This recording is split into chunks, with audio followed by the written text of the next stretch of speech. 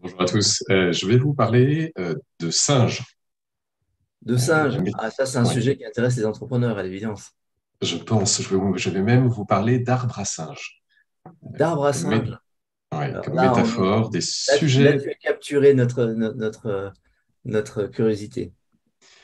comme sujet de la métaphore, comme métaphore des problématiques, d'une partie des problématiques de gestion du temps. Bonjour à tous, bienvenue pour cette nouvelle édition des Chroniques Melchior pour l'entrepreneur.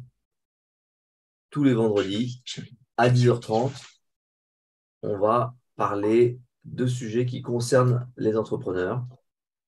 Mhm. Nous sommes à toi. Ok, je vous lance la présentation. Si tout va bien, vous voyez une jolie diapo verte avec marqué quel arbre à Exactement. singe êtes-vous? Exactement. On est dessus. Puisque Jean-Christophe aime les histoires, j'en ai préparé une petite pour démarrer ce sujet. Euh, on n'est plus vendredi, on est mardi. Il est 9h15, c'est quasiment le début de votre semaine, mais pas tout à fait. Vous arrivez au bureau, vous avez eu un premier rendez-vous à l'extérieur, et en arrivant, vous tombez sur Mélanie. Elle vous croise dans le couloir et elle vous dit: «Ah, il y a un sujet sur un accident de production, et vous n'avez pas le temps.» Donc vous lui dites: «Je vais réfléchir.» Juste après, vous courez dans la réunion qui était prévue à 9h30. Et à l'entrée dans la salle, il y a Karim qui vous intercepte, qui vous dit: «J'ai un souci avec le client machin. Euh, Faute de temps, vous ne savez pas comment réagir et vous lui dites: je repasse te voir. Je repasse te voir après ma réunion.» Et en fait, ça va être votre quotidien jusqu'à la fin de la semaine. Toute la semaine, vous allez avoir des interactions de cette nature et votre to-do va se remplir, ou plutôt, ce que vous ne pensez pas être votre to-do. On est vendredi fin d'après-midi, tous ceux qui attendaient de vous quelque chose vous relancent en vous disant: Hello, tu m'avais dit que tu repasserais une tête, tu m'avais dit que tu me viendrais avec une réponse, et vous ne l'avez pas fait. Et à ce moment-là, il y a Paul qui débarque et qui vous dit: le projet Saturne est en train de se planter, vous êtes en train d'épiler vos sujets.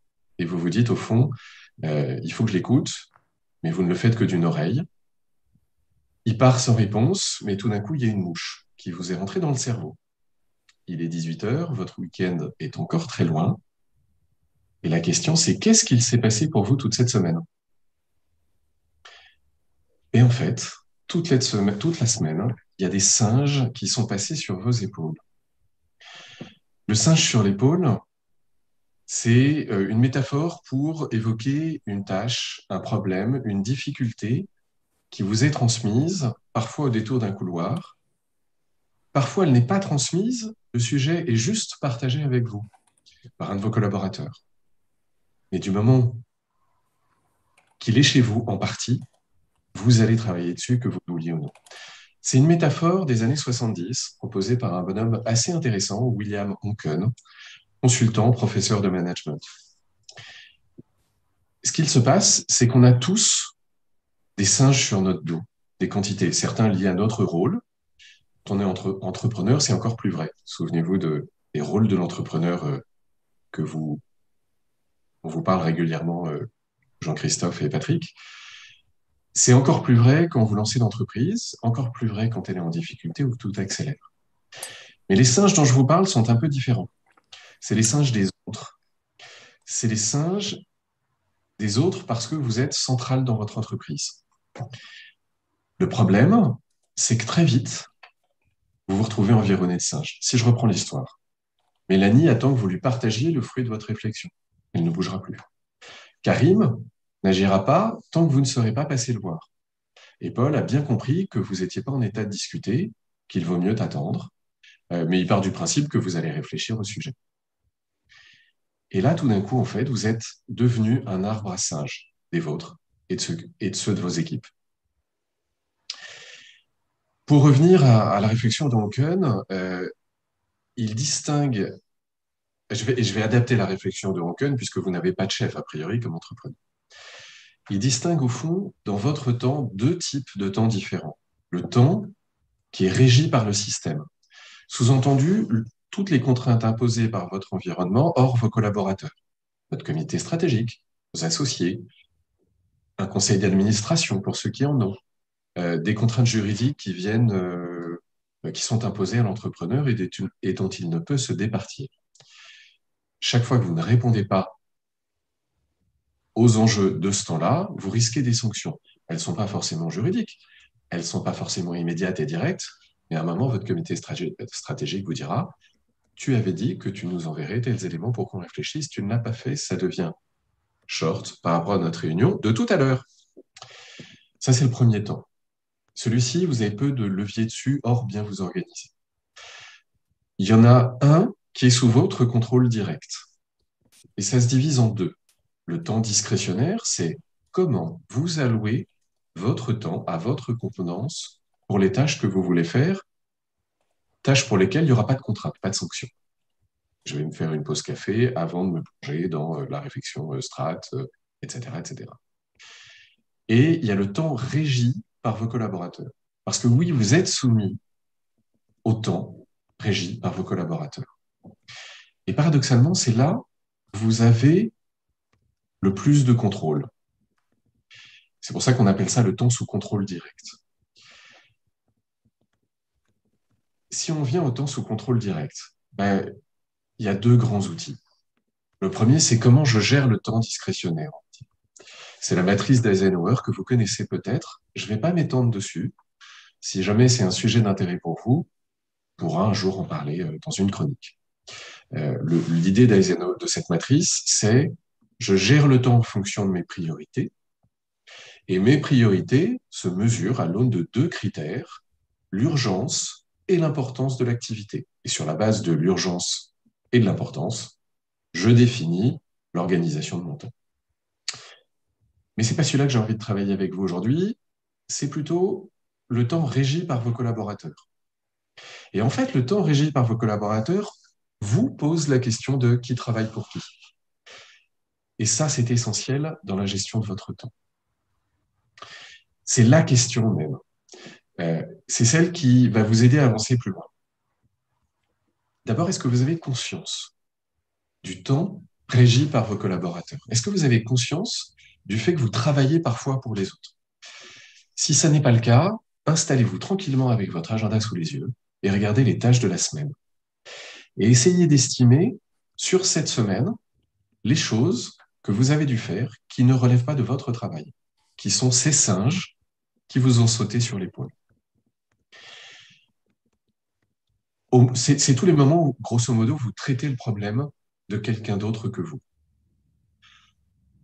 Consciemment ou non, certains de ces problèmes à traiter semblent partagés. Quand ils ne sont pas partagés, c'est assez facile de les identifier. Quand ils sont partagés, attention au danger. Un singe qui est entre deux épaules est en fait sur la vôtre. Dès lors que l'un de vos subordonnés a partagé avec vous un singe, quelque part, il considère que c'est votre responsabilité. Vous venez d'enrichir votre ménagerie sans mesurer que les personnes attendent un retour de votre part. Il y a deux façons de traiter ces singes-là. D'abord, les renvoyer sur les bonnes épaules, traiter le stock, revisiter votre stock. Et la deuxième chose, c'est traiter le flux. À l'avenir, comment vous allez faire pour nourrir les singes des collaborateurs en ne leur permettant pas de sauter sur votre épaule. Tout d'abord, renvoyer les singes. Alors, c'est compliqué de renvoyer un singe, et quelques étapes que je vais vous donner là demandent un peu d'entraînement. La première chose, renvoyer un singe, ça ne se fait pas dans le couloir. Renvoyer un singe, ça se fait dans un entretien autour du singe. Le but, c'est d'installer entre vous et votre collaborateur le singe, le mettre au milieu du bureau et aider votre collaborateur à saisir quelle est la prochaine étape qu'il peut faire sous sa responsabilité et plus sous la vôtre. Rien d'évident, vraiment rien d'évident, parce que beaucoup de singes sont rétifs à cette approche. Et Onken a une petite suggestion. Quand vous voyez qu'un singe n'arrive pas à revenir sur l'épaule du collaborateur, quand vous voyez qu'un collaborateur ne voit pas faire revenir le singe sur son épaule, Ne lui répondez pas. Laissez dormir le singe. Plusieurs nuits. De façon à ce que votre collègue puisse mûrir le sujet et voir comment tout d'un coup il peut repasser à l'action. Et à ce moment-là, vous vous revoyez de façon à avancer ensemble. Le sujet, en fait, c'est parler du singe avec votre collaborateur pour que votre collaborateur repasse à l'action, que votre collaboratrice se saisisse du sujet. Et là, les pistes, c'est poser des questions ouvertes la plupart du temps. Quelle est votre analyse du problème? Quels sont les avis des autres personnes concernées par le sujet? Quelles pistes vous avez en tête? Que vous ont conseillé ceux qui ont traité des sujets similaires? Voilà. Posez des questions, une forme de maïeutique légère, pour permettre de faire comprendre au collaborateur qu'il a peut-être les clés. Il a peut-être les clés, c'est un investissement de votre part de l'aider à lui faire comprendre, mais c'est surtout une forme de confiance que vous lui accordez pour qu'il prenne confiance en lui. La plupart du temps, il est en mesure d'y répondre. Prendre le temps de ces discussions, ça devient en fait un outil de développement pour vos équipes. C'est un outil pour les aider à progresser et au fond acquérir une maturité. Parce que l'objectif derrière, c'est naturellement que le singe reparte sur l'épaule du collaborateur qui va quitter la pièce dans laquelle vous êtes. Ça, c'est traitement du stock, renvoyer les singes. Derrière le traitement du stock, il y a la gestion du flux futur. Et ça, c'est nourrir les singes de ses collaborateurs, leur éviter de sauter sur votre épaule. Comme le dit Anken, nourrir les singes de vos collaborateurs sans pour autant les prendre en singe. Naturellement, la première brique, elle est évidente, mais elle est très souvent oubliée, c'est clarifier les responsabilités de chacun. Première chose. Et deuxième chose, permettre que chacun sache sa responsabilité, mais aussi comprenne les responsabilités des autres.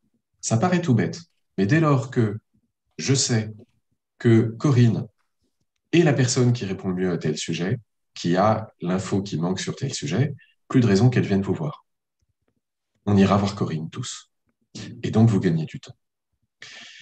Alors, la deuxième étape, elle est un peu contraignante. C'est quelques petites règles que vous devez essayer de pratiquer pour que les singes restent sur les épaules de vos collaborateurs. Tout d'abord, un singe doit être nourri.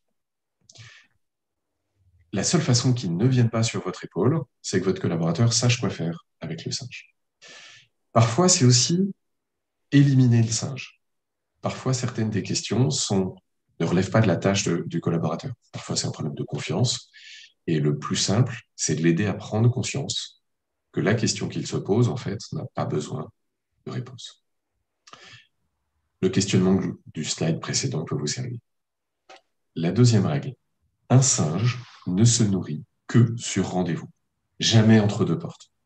Donc, vous prenez du temps, vous fixez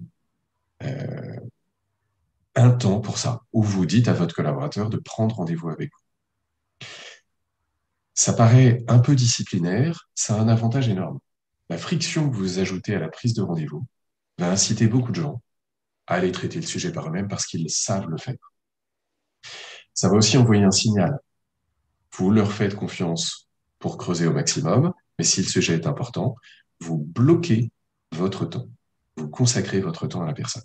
Et là, l'objectif sera quand il sort de la réunion, que la personne soit au clair, qu'elle ait trouvé ce qui relève de sa responsabilité. Troisième point, c'est que sur ces sujets quotidiens, sur ces singes, truc important, c'est que ça ne dure pas plus de 15 minutes. Si ça dure plus de 15 minutes, il y a un loup. Premier loup, peut-être que ce que vous croyez être le singe de votre collaborateur n'est pas un de ses singes à lui. Si en moins de 15 minutes, vous n'arrivez pas à comprendre le sujet, il ne voit pas comment le traiter, c'est peut-être qu'il n'en a pas la compétence, peut-être que ce n'est pas dans son périmètre, peut-être qu'il lui manque des informations que vous n'avez pas fournies. Et ça, c'est important d'être capable d'ajuster pour aider les gens à grandir. Peut-être aussi que votre collaborateur ne s'est pas préparé correctement. Peut-être que l'exposé du sujet, des pistes, des obstacles, n'a pas été fait suffisamment en amont, et donc on ne peut pas régler le sujet. Il y a une dernière règle, elle est toute simple, il faut de la clarté. En tout cas, de la clarté à la sortie du quart d'heure. Il faut surtout pas de flou. Si jamais il y a du flou, le singe est repassé sur votre épaule. Quand une collaboratrice, un collaborateur, un de vos employés, ça peut être aussi un fournisseur, hein.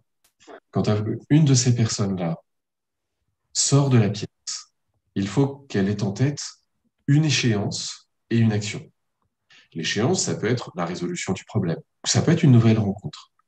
Mais il faut qu'elle soit au clair sur la responsabilité de son action. Voilà. Vous comprenez donc que pour ne pas crouler sous les singes, il vous faut à tout prix les discipliner et vous assurer que chacun dans l'entreprise est à même d'avancer avec le plus d'autonomie possible. C'est encore plus essentiel. Vous êtes en période de stress, en période de tension, de développement, de scale, crise. Et c'est paradoxalement l'hygiène que vous aurez acquise dans les moments les plus faciles qui permettra que dans les moments de tension, les responsabilités soient mieux partagées. Grosso modo, faites tout pour ne pas devenir des arbres à singes. Est-ce que vous avez des questions?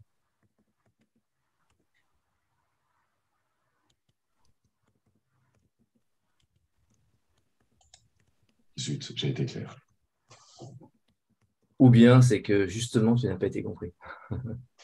Ou je n'ai pas été compris, mais dans ce cas-là, vous avez le droit de lever la main. C'est très Mais clair.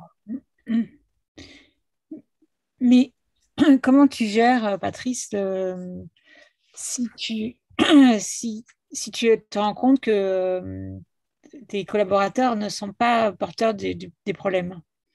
On ne trouve pas la personne réelle qui pourrait gérer le problème, le singe en question. alors là tu as plein de cas, mais pour être très schématique, objectivement, il n'a pas les compétences, les moyens, l'information. Il lui manque quelque chose pour être vraiment le porteur du singe. Est-ce que tu arrives à lui donner l'élément qui manque pour qu'il redevienne responsable? Si tu n'arrives pas à lui donner l'élément, j'entends, sans reprendre le singe, alors c'est peut-être pas la bonne personne. C'est peut-être pas la bonne personne pour la tâche. Et c'est ça. Et là, c'est une vraie question qui est compliquée. Est-ce que c'est une tâche que tu as déléguée à tort? Est-ce qu'au fond, tu es un manager téflon, comme l'appellent certains? Tu es quelqu'un qui arrive à ne jamais récupérer de singes, y compris ceux que tu devrais avoir. Et là, c'est une vraie question de discernement perso. Est-ce que j'évite certaines de mes responsabilités? Ça peut être aussi un bon indicatif que, au fond, dans le dispositif, il y a un besoin qui n'est pas couvert. Et du coup, c'est des questions très saines. Se poser la question des gens, des singes qui sont, entre guillemets, orphelins, c'est peut-être une hygiène de vie aussi. Si je mesure qu'il y a des tâches sans responsable capable d'adresser le truc, si je mesure que personne ne peut progresser sur ces sujets dans la structure actuelle, si je ne peux pas faire confiance à un collectif de gens, parce qu'on pourrait partager cette responsabilité pour qu'ils montent en compétences, et que ça n'est pas possible, alors il faut garder un inventaire des singes en déshérence, parce que peut-être qu'à un moment ou à un autre, il va falloir s'entourer, s'appuyer, aller solliciter ou du conseil, ou une ressource externe, ou se poser la question d'une ressource supplémentaire interne. Ok. C'était bien ma question, en fait. Ce qu'on faisait des singes en errance parce qu'ils n'avaient pas d'épaule sur lesquelles se poser. Je pense que ça vaut le coup de garder une liste de ces singes-là. La métaphore, je fais de la métaphore jusqu'au bout, hein.